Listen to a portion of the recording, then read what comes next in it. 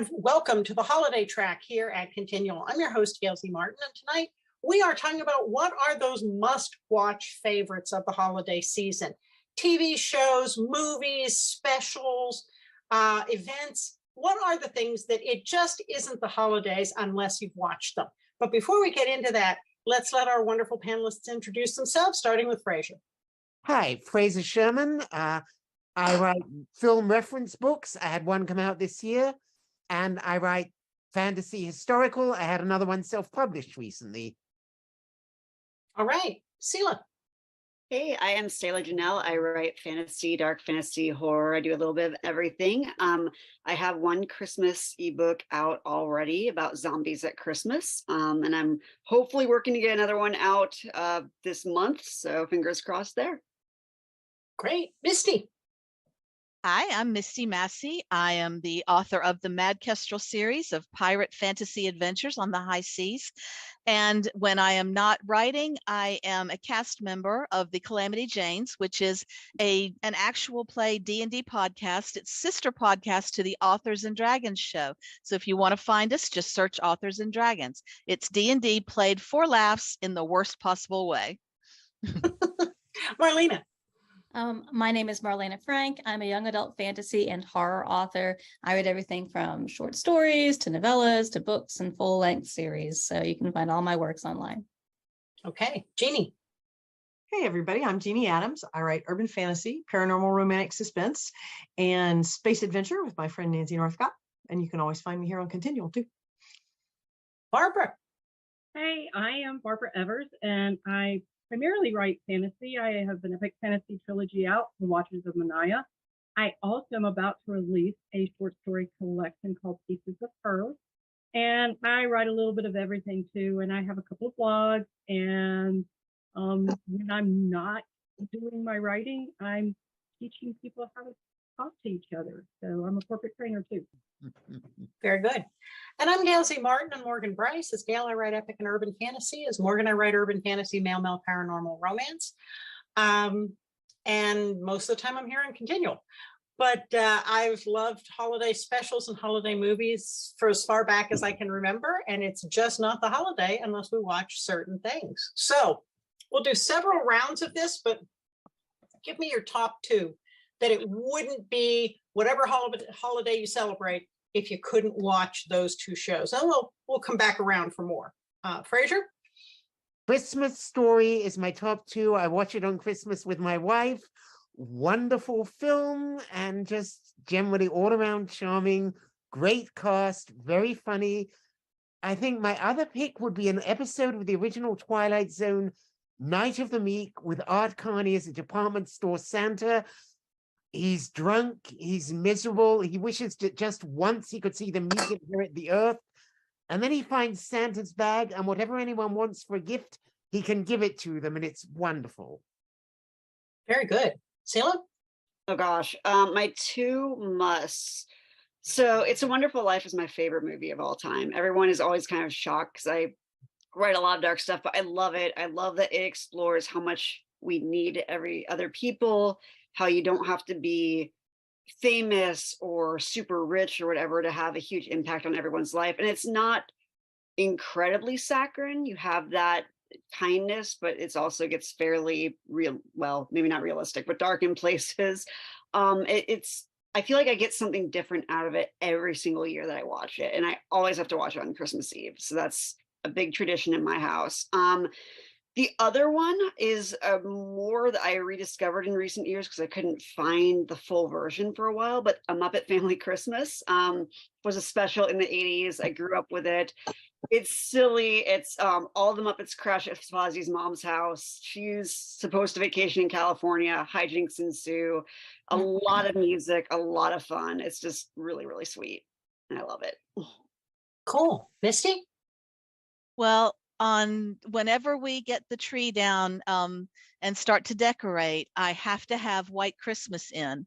I love it. And there are lots of moments in it that are problematic in this day and age, and I recognize that, but it's still a movie that makes me cry at the end when they start singing White Christmas to the General. I go to pieces. So, and then Usually by the time of White Christmas is getting to the end, we've finished decorating the tree anyway. So my husband and I will settle down on the couch for our other favorite Christmas movie, which is Die Hard. As one does. Marlena? Well, I think the main one that we put on each year is Mickey's Christmas Carol. Like that's just a really cute one. There's a lot of really good Christmas Carol adaptations, but that one always just has a soft spot in my heart, you know. Also the Home Alone 1 and 2. I don't know if it's just because the house is all decorated Christmas, every single set is all Christmas all the time, but it really puts me into the holiday mood. Very good. Jeannie? Oh my gosh, y'all have already stolen a couple of my favorites. The Muppet Christmas Carol, huge favorite in our household, and pretty much all versions of The Grinch, especially the original cartoon, and It's a Wonderful Life, and Die Hard. Die Hard being the most awesome Christmas movie. What about you, Barbara? Oh, well, I actually have some y'all have not mentioned. Imagine that. Although I like everything everybody's saying. My must watch, the first one I always pull out is While You Were Sleeping. I just love that Sandra Bullock movie, and Great. it's not Christmas if I don't watch it. My daughter's in California, and she's always like, "Have you watched it yet? I wish I was there to watch it with you." So that's like my number one. And then my number two, it's really hard to pick a number two. So I'm going to go with one that's not been said that probably some of y'all might not have even watched, and it's Christmas in Connecticut with Barbara Stanwyck. Oh, Awesome. Fraser was it? Awesome. Yes. So Yeah. I discovered that movie when I was a kid, when they would show black and white movies in the mornings around 10 o'clock. I was 6, and I would go and watch the black and white movie, and I discovered that a long, long time ago, and I love that movie. It is just priceless. Well, Jeannie took the Muppet Christmas Carol. So I'm going to mention the version of A Christmas Carol with George C. Scott. Michael Caine knocks it out of the park with the Muppets, but George C. Scott is my Ebenezer Scrooge, and I just love that. It's an old movie, but the special effects hold up remarkably well, given the camera tricks they could do back then, and I love that one. And the other classic for me is A Charlie Brown Christmas. Yeah. I don't remember a Christmas when I didn't see A Charlie Brown Christmas and The Grinch sitting there in front of the, at that time, black and white TV in my parents' living room. And I can just hear that music and have, my heart grows 3 sizes, I just love those. So we'll come back around to more favorites, but what's your most unusual or maybe one that you don't think anybody else here has tuned into? Fraser? There is a film from a few years ago, Chasing Christmas. It starts out with Christmas past showing up these year's assignment and, all right, who's getting this year's guilt trip? And he's burned out from doing the Scrooge thing so many times. Yes, I think there's a bit of meta commentary in there. And so when he targets Tom Arnold as the Christmas grouch of the movie, he winds up taking him back into the past, and then he gets fed up and leaves him there. And so Christmas Present has to help Tom Arnold get back to the present, or he will cease to exist. And it's very fun. And I don't think most people know it. And I saw it for the first time last year, and it was amazing. Doesn't like the one guy want to get like to stay in the 60s or the 50s or something? Yes. Okay. Yes. How about you? My pick. Selah? Oh, sorry. So I didn't really realize how obscure this apparently is. I watched it all the time growing up, and apparently it's left like television rotation a long time ago. The Life and Adventures of Santa Claus was a special, the original like claymation Rankin or Bass or whatever special. It's based on the L. Frank Baum book, and it's basically Santa is raised as an orphan in the forest of Burzee by elves, and the great Ack, who is the king of the forest, takes, when he comes of age, he has to learn that he's a human, so he shows him the human world, and he kind of decides to go off on his own with some of his forest friends, and he kind of adopts this town, and he realizes that the children are being influenced by these evil demon things. So he starts making toys to deliver to the children, and it's this kind of battle between the forces of good and evil, and it slowly incorporates all of the Christmas traditions and sort of gives a backstory about the reindeer and the tree and everything. And it's the whole thing is framed around the great act, the Forest King, at the end of Claus's life, convincing the other forest spirits to grant him immortality. And it's weird and it's beautiful and it's just really hypnotic. And it's one of those things that I think it was made in the early 80s. It's very kind of much a product of that fantasy of the time, but it's just fantastic. I love it. It's some of Rankin Bass's best work, I think.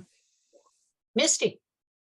Well, I was trying to think, because there are a number of movies that that are Christmas oriented that I really like, but I did want to point out one, Scrooged, with Bill Murray, where he plays an absolutely awful television executive who has to be taught the true meaning of Christmas. And the reason I point that one out is because of the performance of Carol Kane as the ghost of Christmas Present.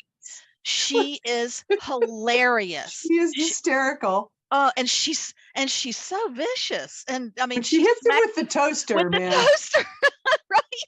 And but it's hilarious. And she's, you know, and she's so sweet. She's all fairy godmothery looking and gentle and fragile. And then she smacks him in the head.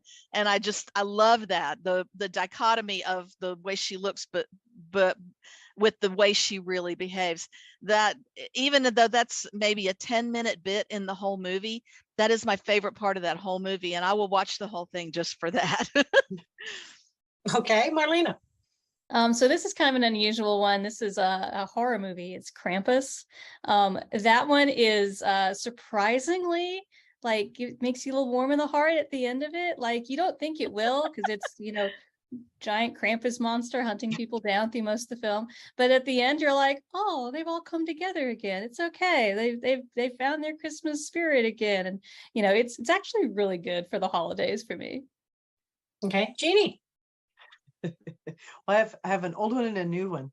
The old one is Gremlins. I absolutely love Gremlins, and people don't think of it. It's kind of like Die Hard. People don't necessarily think of it as a Christmas film.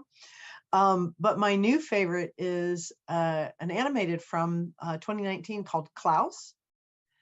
And it got a really slow start. People didn't seem to pick up on it very much, but I mean, it's sort of picked up now and people are talking about it a whole lot more, but it's really sweet. How about you, Barbara? Well, I was trying to decide between a couple of them. One of them came out, I think it was 2015, and it had Diane Keaton in it. Love the Coopers. And it never really did a lot in the theaters, but for some reason, I love that movie. It's the dynamics of family is really, really messed up. And you know, throughout the holidays, it's just a lot of fun to watch the way that everybody kind of interacts and dances around each other in the weird way people end up together.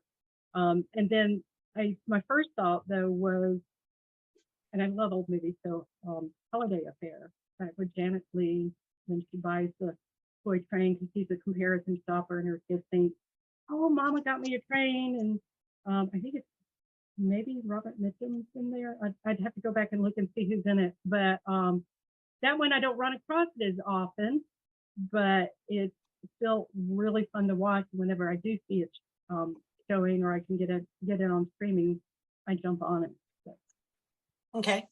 Like Jeannie, I have a new one and a couple of old ones. The new one is Jingle Jangle, and it is amazing. The choreography, the casting, the costumes, the plot, everything about it is just beautiful. And it's got all the feels of watching a Broadway show. And I really love that movie. The old ones, Santa's Magic Toy Bag, which is actually a Muppets Jim Henson project. And it's about the elf who just can't get anything right and finds out the true meaning of Christmas. And then along with it, the For Better or Worse Christmas special, if you remember that cartoon, all about losing your favorite stuffed toy on Christmas Eve at the department store. What's really funny is my husband had recorded back in the mid 80s when you could get Showtime and HBO. He had all of the movie channels, and he made a videotape of the Christmas specials. And for decades, we watched that Christmas tape because a number of the shows hadn't come out independently on DVD. You couldn't buy them, you couldn't find them. So we also had the commercials for Teddy Ruxpin and Dolly Madison and York Peppermint Patties. And then eventually I got him to move them to DVD, and he took out all the commercials because you still couldn't buy them on. And I'm still waiting for that Dolly Madison cupcake commercial because it just feels like it should be there. And then they all came out independently on DVD, so we went out and bought them, and now they're just like any other video. But York Peppermint Patties for the win. What other? So give us another couple of favorites. Fraser. The Claymation Christmas Carol. It's got 2 claymation dinosaurs, and they're discussing the history of Christmas carols and trying to figure out what sailing is. And the animation, it's, dang it, Will, I forget his last name, but the animation is wonderful. The singing is good. You have Quasimodo conducting the Carol of the Bells, and that's hysterical. And it's generally just a charming, fun 30-minute show. Let's see, Christmas in Connecticut. Oh, that's wonderful. And yes, and WKRP in Cincinnati, along with the famous Turkey Drop episode, they had a Christmas Carol episode in which Mr. Carlson is deciding to stiff everyone on raises so he can buy more equipment for the DJ booth. And then he eats one of Johnny Fever's brownies. For those who don't know, Johnny Fever brownies are not safe if you want to stay sober. And then he's trapped in one of those Christmas Carol things, and it was a terrific show, and they did a terrific episode. So those are 2 more of my favorites. Okay, Selah. Oh gosh. One that hits hard for me recently because we just lost Bob McGrath from Sesame Street is Christmas Eve on Sesame Street. I think it's from '79. You can find it on YouTube. It's so cute. It's so I love it because it's the vintage like 70s 80s Sesame Street, which is my era. So you get really snarky Oscar, who is kind of heckling Big Bird about like, well, what can Santa do if he can't get down the chimney? All of Sesame Street won't get presents. So poor Big Bird's trying to figure this out for the whole special, and everything all works out. But you have like Oscar singing a great musical number about how he hates Christmas, but you have really beautiful musical interludes between like Bob and Linda and just the whole cast. You have a great moment that's kind of riffs on Gift of the Magi, where Ernie and Bert want to get each other presents. So they like pawn Rubber Ducky, and Bert pawns his bottle cap collection, either bottle cap or paperclip collection, I forget, for like things that they can hold their stuff in. And then Mr. Hooper gives the stuff back to them at the end of the special as Christmas presents. And it's perfection. And the other one is I guess it's Christmas because it does have Santa Claus in it, but it's the Snowman. I think it won an Oscar at one point. It's no dialogue. It does have a vocal song in it, and it's this little. Yes, I looked for that for ages after it went off of TV, and it's this little boy making a snowman who comes to life, and they go flying and go on adventures and meet Santa, and it's sad at the end. Oh, it's wonderful. It made me cry. It is on DVD because we own it. So yes, there are 2 versions. One, I think the author or some guy introduces it. The other one that I grew up with had David Bowie introducing it. And we found out, like, his son posted on Twitter last year that they thought the scarf, like the intro was like, he still has a scarf that Santa gave him in the special. And they thought it had like, I don't know, gone missing at one point, and like his son was like cleaning out his stuff and found it and like posted them with it on Twitter. So it was really cool last year. That's cool. Misty? The Snowman. Oh, I used to teach preschool, and that was one of the movies that I would show my kids from time to time at holiday time. And I would be sitting in the back of the classroom going, I cry every time. It's right. Instant. but it's beautiful. And if you haven't seen it, you need to go watch it. It's a very short movie, but it's lovely. So, well, I have an old one and a slightly less old one. The old one I actually haven't known about very long. Found it on one of the oldies channels that are now all over the TV. It's called The Man Who Came to Dinner. Mm. And it's a Betty Davis movie. She was very young in this movie. And so I'm thinking it's late 30s, early 40s. But she plays the assistant to an obnoxious New York radio personality who ends up hurting himself on some people's steps and basically takes over their house for the whole of Christmas because he hurt himself on their steps and he can't leave. And so he just takes over. And I think there's love and there's holiday stuff and there's wackiness. Jimmy Durante is in this movie and it's really funny. So if you want a good funny Betty Davis movie from way back, that The Man Who Came to Dinner is one. And then the slightly less old is the X-Files episode, How the Ghost Stole Christmas, which is Mulder tricks Scully into coming out with him to check out a haunted house that's only haunted every Christmas Eve. Unlike all the other houses that are haunted at Halloween or whenever, this one's only haunted at Christmas Eve. And it's two love-struck young people who, with the face of World War II looming, decided to take their own lives rather than be separated and yada, yada, yada. Well, he and Scully go to this house and they end up being stuck in it. And it turns out that the ghosts, who are played by Ed Asner and Lily Tomlin, spend their every Christmas Eve messing with the heads of whoever happens to come in the house to check out the legend. And it's really funny. And the best part, you get to the end and you get to watch Scully and Mulder open presents to each other, and they're really cute. They're like, "Oh, I have presents." So it's adorable. Okay, Marlena. So I have a pretty lulzy one. It is the He-Man and She-Ra Christmas special.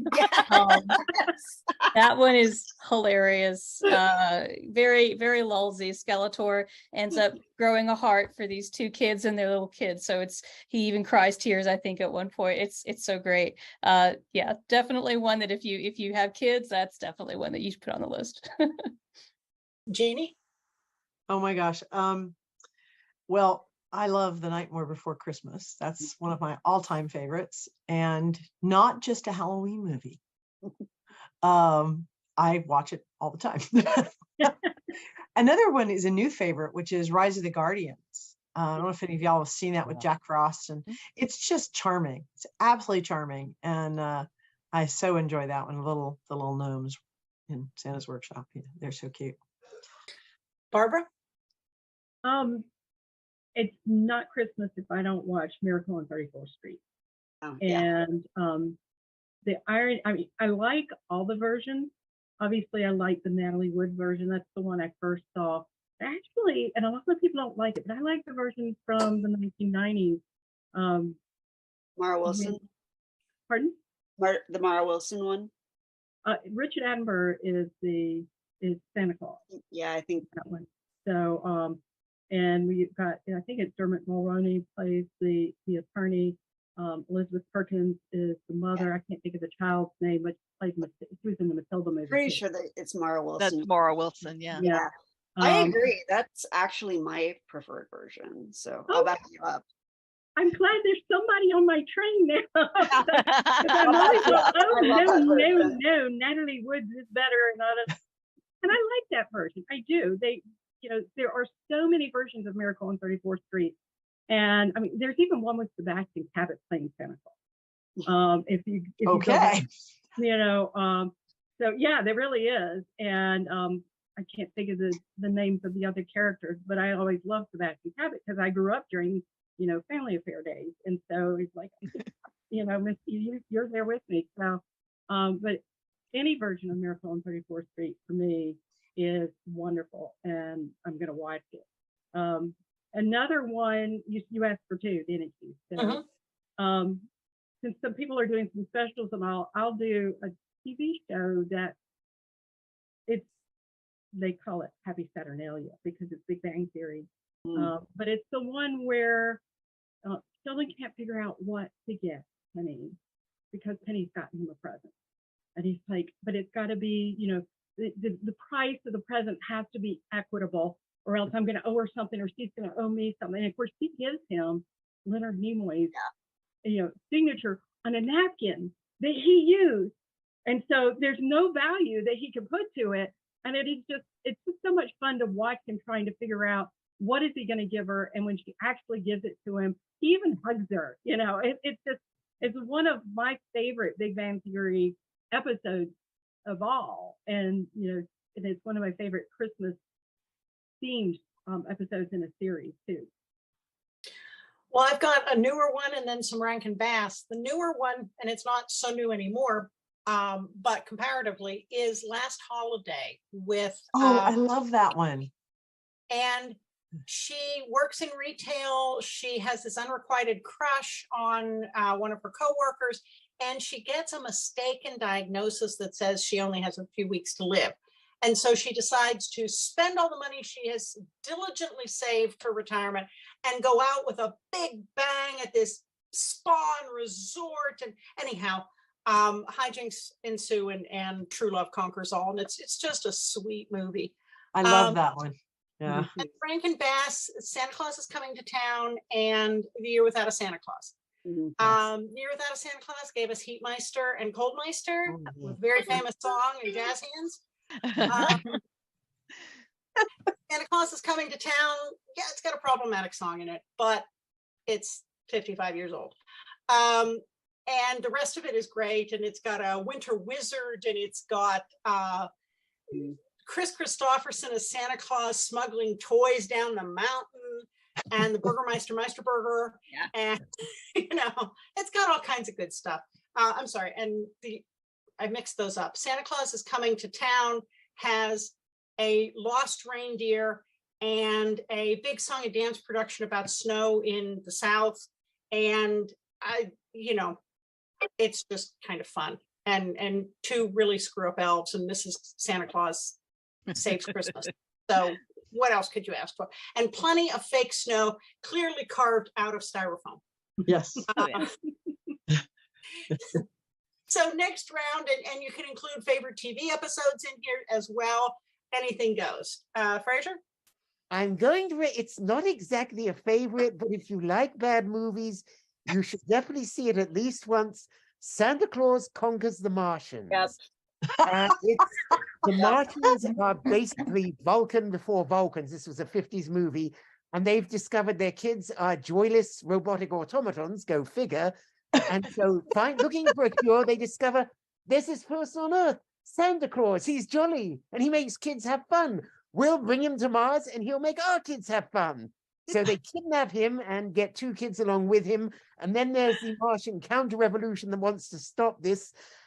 And I would not describe it as good by any measure, but it is memorable, as some bad films are. Oh, I've got to find that one. It's on YouTube and multiple other places. How about you, Selah? Oh gosh. So my preferred version of the Christmas Carol is one that people tend to have contention with, but I love Scrooge. I love it. I unapologetically love it.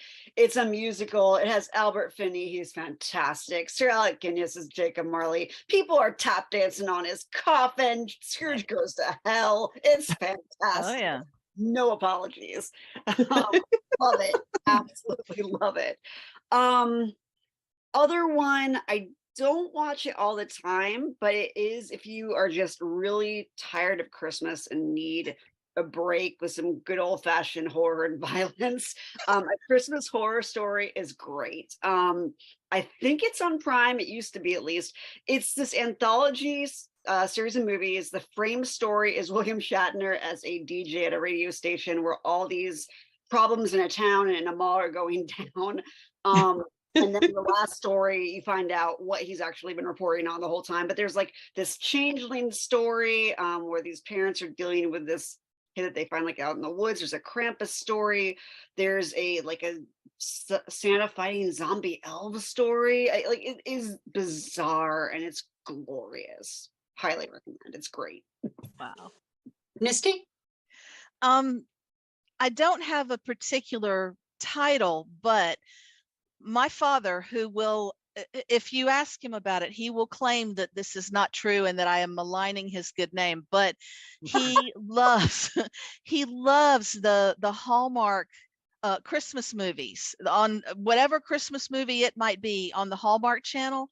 And they all follow a basic formula. So you guys all know, right? The accomplished woman is sent out to the country and meets the country guy, and romance ensues. And there might be another boyfriend who's going to show up at the end thinking, why have you left me? And she's realized the true meaning of Christmas and love and doesn't need city boy anymore, that kind of thing. Well, when we always go home to my parents' house for Christmas, and on Christmas Eve, that is all that is playing on the TV are those movies. And my sister and I are very naughty children and probably deserve a lot more coal in our stockings than we get, but we will get going on those movies, and my husband will join in too because he can't resist, and we will make fun, but we try to be gentle about it so as not to hurt daddy's feelings. But my father loves those movies, so that is Christmas dad Eve thing, because my dad does that too. Like, we don't get the channel, but he used to like rent them, and my sister and I are like looking at each other like, what? Where is this coming from? I don't know, but I know that I've talked to other people whose dads are the same way. So I guess it's just that's the kind of Christmas joy they want playing on the TV on Christmas Eve. So, and at least it's not 16 hours of football. So That's true. but the Hallmark Christmas movies, that's mine. I saw a meme on Facebook that said, sympathies to all the big city guys who are about to get dumped by their girlfriend when she goes home to a small town and her high school boyfriend. So, right. Marlena? So this was kind of a newer series that I rather liked. It was on Netflix, the Christmas Chronicles ones. The second one with Goldie Hawn is really cute too. I was surprised at how good those were. I didn't go in expecting them to be good, but they were surprisingly good. And one movie that looked like it's going to be good, it hasn't come out yet. I think it's going to be hitting movie theaters soon, that I didn't know about until like this weekend, was Violent Santa. And it's got the sheriff dad from Stranger Things in it. At night, Yeah. It looks really funny. I was like, okay, this is going to be probably one of our Christmas go-to movies for the next few years. How about you, Jeannie? Well, you were mentioning The Last Holiday, which is the one with Queen Latifah and LL Cool J. There's also The Holiday with Jack Black, and yes, I love that movie. Oh. It's not exactly like a Christmas movie, but it's a holiday movie. So I love that one. And I got to give a shout out to a Hallmark movie that my stepsister is in called One Royal Holiday, because it's absolutely adorable. And then I got to hear all the behind the scenes things about how the snow was made and how sticky it was. Barbara? One of the ones that I usually wait right up to close to Christmas to watch, because normally I got to wait till my grandchildren live with me, so I've got to pick and choose when I watch certain things. Family Stone. Oh, I love these movies where you get families together and chaos ensues, and there's crying and there's hatred and there's love and there's mix-ups, and I can quote that movie almost line for line. I just love that movie, and I cry at the end of this movie too. It's just one of these movies that I kind of stand alone to watch it, because my husband's like, really, you're watch it again? And my sister's like, I can't watch it, it makes me cry because she dies in the end.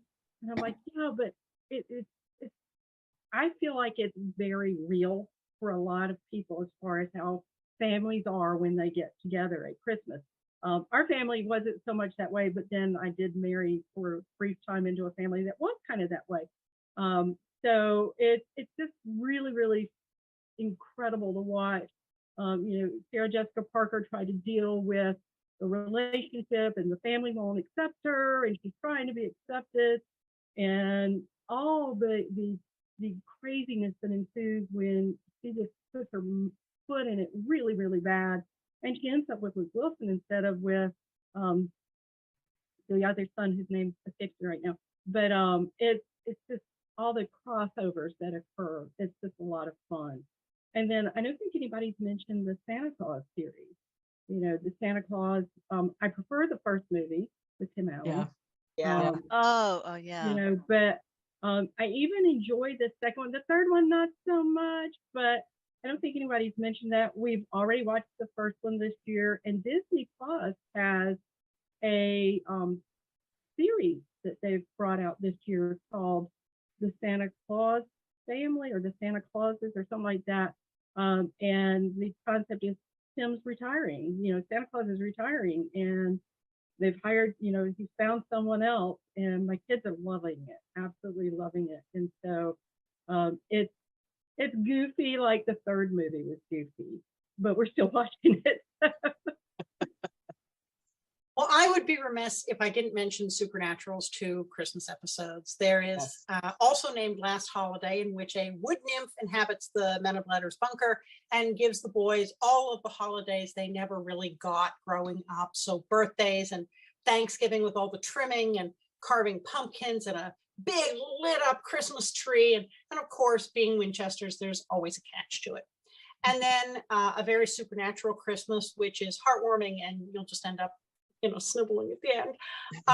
But it's Dean's last Christmas before he gets dragged to hell, and the push-pull between the brothers of wanting to give him what he asks for, which is Christmas in a crappy motel room with a kind of branch Sam must have hacked off the tree in the back of the parking lot, and fishing bobbers and car air fresheners as ornaments, because that's all they had at the mini mart. So And the opening to that one too is like one of the most fantastic like cold open sequences. It's right, because they did an opening sequence just for it, and and it's then like classic. the kid watching Santa Claus. Yeah. Love All it. right, folks, Wow. last round, get them in here of what do people need, what's on your must-watch list, Fraser? Scrooge, which has already been mentioned, We're No Angels, which has Humphrey Bogart, Peter Ustinov, Aldo Ray as 3 crooks who've escaped from Devil's Island. They're holding up in the nearby town until they can get on a ship and get back to France. And they do some work for Leo G. Carroll in his shop, takes him because he's a complete incompetent and easily overrun by his customers who run up credit and never pay it back. And so they start to take charge of their lives. And when his slimeball brother Basil Rathbone shows up to get a look at the books, they decide to help out. There are some rape jokes that have not aged well because it was the 1950s, but other than that, it is a remarkably sweet, funny movie and with a great cast. Okay, Selah. Oh gosh. My big ones are, it's more than Christmas, but the Christmas scene is iconic. Meet Me in St. Louis is just a wonderful movie about family, and it encompasses the whole year. But the Christmas scene is like the penultimate like climax of the whole film, and you get Judy Garland in the red dress singing "Have Yourself a Merry Little Christmas." It's emotional. It's just great. I love that movie so much. Besides everything else I've mentioned, I don't care if it's Emmett Otter. I don't care if it's Christmas Toy. People need to get some Muppets in their eyeballs during the Christmas season. Yes. So, and they did so many, the Henson Company did so many good Christmas specials. I know like through my lifetime and probably before it too, like they just have so many good ones out there. How about you, Misty? I'll go with the Leverage episode, the Ho Ho Ho Job, where somebody is trying to use mall Santas to rob and steal, and the Leverage team just does not let that happen, and they teach everyone the true meaning of Christmas, including the bad guy who is dragged off screaming, "That doesn't apply here," and it's hilarious. So Marlena. I can't believe I missed out on this one. Christmas Vacation with Chevy Chase is like our family's like annual. It's going to be played at some point or another during the holidays. It's just, it's just really funny. It doesn't matter how many times you watch it. It's always funny. Okay, Jeannie. Well, we tend to have Christmas Eve tend to have a diehard marathon since both of 1 and 2 are at Christmas time. And then I always have to have this fun adventure with Sleepless in Seattle with the horses. Okay, Barbara. Well, and to tag off of Sleepless in Seattle, you've got mail. So you take them in totally different situation, but it's still a Christmas movie. And I still, that's one of those scenes at the end where you're like, I just can't wait till she sees that it's really, really him and she wants it to be him. And so that one is incredible. And then I'm going to share, I actually was on the one talking about A Christmas Carol last time, and somehow I never got around to saying which version of A Christmas Carol was my favorite. Uh-oh. And nobody has said this one, and I know it's not most people's favorite, but I prefer the Patrick Stewart one. I love Patrick Stewart as Scrooge. And I feel like it's a little bit more appropriate to the time, as far as you see a Bob Cratchit that looks like he is struggling and looks like he's not making a whole lot of money. The George C. Scott one I love, but I will watch Patrick Stewart over George C. Scott anyway. I like him so much better. I have to give a shout out to the one scene in the very old version with Alastair Sim, the one scene where he goes flying back onto the bed and kicks off his slippers because he's not missed Christmas Day. That's one of the best scenes in film. Yeah, and I will say, I will admit, the Patrick Stewart one, when he, when Ebenezer Scrooge all of a sudden is giddy and laughing and everything, that's the one part of that movie I don't like with Patrick Stewart, when he can't really laugh and he's like, oh. That I don't like that scene, but besides that, I really love him as Ebenezer Scrooge. So I'm going to add 'Twas the Night Before Christmas, which is an animated one about a clockmaker and a family of mice, and somebody sends a nasty letter to Santa Claus saying they don't believe, and then the whole movie is a scramble to build this singing clock that will impress Santa and bring him back and apologize, and hijinks ensue. It's all about not getting too full of yourself and realizing that there are things that you don't know, no matter how old you get. Jingle All the Way. Miracle needs a hand. Yeah, even a miracle needs a hand. And then Jingle All the Way with Arnold Schwarzenegger as a fumbling dad who is trying to make up for not having spent enough time with his kid by getting the kid the toy he really wants, which of course is the Tickle Me Elmo of the year, which nobody has. And so it's this madcap Schwarzenegger as this totally non-Terminator dad who keeps getting his butt kicked at the mall trying to get to this popular toy and getting beaten up by mothers at the Toys R Us. And then Arthur Christmas animated. It is Santa's second son, who is not in line to take over Christmas Inc. INC. Christmas is a big corporate entity now, and Santa is about to retire. The unfeeling older brother is next in line, but Arthur has the spirit of Christmas and an entire wardrobe of ugly Christmas sweaters, and he gets on really well with the elves. And so Arthur, in the end, teaches everybody the true meaning of Christmas. So it's just warm and fuzzy and really sweet. All right, folks, we have blown through our time. And so let's go around one last time, let everybody know where they can find you online. And if you have a new, recent, or upcoming book, this is a good time to tell us. Fraser? I'm Fraser Sherman. You can find me online at frasersherman.com. That's Fraser. I recently had out The Aliens Are Here, which is a book about movies and TV dealing with aliens on Earth, and Questionable Minds, a steampunk involving psionics, Jack the Ripper, Professor Moriarty, and a few other things. That's self-published. Both available on Amazon and other platforms. Very good. Selah. All right. My website is selahjanel.com. That is SELAHJANEL.com. I'm on Facebook, Twitter, and Instagram. My holiday one that's currently out is called Candles. It is on Amazon. It's an ebook about Christmas During the Zombie Apocalypse. And I'm working to get out, it was out, I got my rights back, so I'm going to re-self-publish and expand Holly and Ivy, which is about a dryad who's friends with a woman who's restarting her life and how they sort of help each other out. Okay, Misty. Well, my most recent book is Kestrel's Dance. It's the second in my Mad Kestrel series. It came out back when the weather was warm. So you can find it on Amazon and where fine books are sold. If you want to find me, you can find me at my website, mistymassey.com. You can find me on Facebook, on Twitter. Yeah, I'm still there. I'm on Hive, and I'm on Mastodon, and I'm on TikTok, and of course I'm on the Authors and Dragons sister show, Calamity Jane's. So come and listen to us. Okay, Marlena. You can find me at marlenafrank.com. I'm also on Instagram, Facebook, and I've got a YouTube channel as well. You can also, my newest release is coming out December 20th, the fourth book in the Wills of Canta series called The Fury of Canta. And basically it's the main protagonist stuck in a cabin surrounded by werewolves in the snow. So it's a good winter read.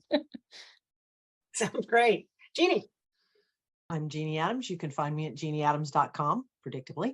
You can find me on Instagram. You can find me on Facebook, both on my personal page and author page. You can find me still on the Hive of Scum and Villainy, that is Twitter. And you can find me here on ConTinual a lot. I have a couple of Christmas stories in my Witches of Haven Harbor series, so you can find that on all digital platforms. And I also have a historical one called Behind Enemy Lines, which is set during World War II. Cool. Barbara.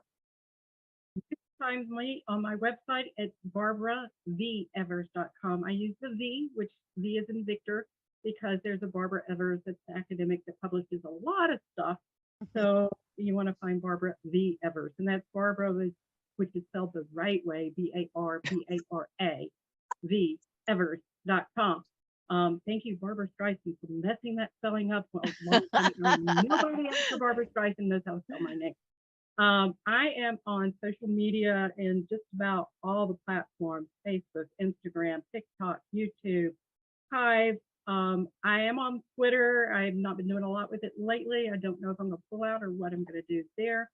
And I am, hopefully within the week, I have a short story collection called Pieces of Her coming out on Amazon, and it's going to have, basically the tagline is "Being a woman is not for the faint of heart." And there is actually one Christmas story in there called Cedar Revenge. And obviously it's a cedar tree, and it has kind of a nature, kind of weird nature element to it. But I would not classify this as a fantasy book as a rule. There's two stories that kind of fall in speculative, but most of them are more along the lines of women's fiction. And then, of course, the Watchers of Manaya Epic Fantasy Trilogy is out also. Okay. And I'm pretty easy to find online at gailzmartin.com, morganbryce.com. Spell those right, and you'll find me on all the social media. I have two brand new books out. One is Charon, which is the second book in the Night Vigil, and the other is Spell, Salt, and Steel Season 2, which is the second collection of Mark Wojcik books in that series. And then coming soon is Spellbound, which is the fourth Joe Mack book. Got to give a shout out to Christmas at Caneham Castle and New Year's Eve at Caneham Castle. Yes. Jeannie's in those, and they are multi-author stories in a shared world of a castle in England and a town. And there's always a big event, and hijinks ensue with multiple couples, multiple storylines, but they all take place at the same castle at the same time, the same event. So lots of fun. Well, folks, thank you so much for being wonderful panelists. And thanks to all of you for watching and listening. There will be more holiday here on ConTinual, so we'll see you online.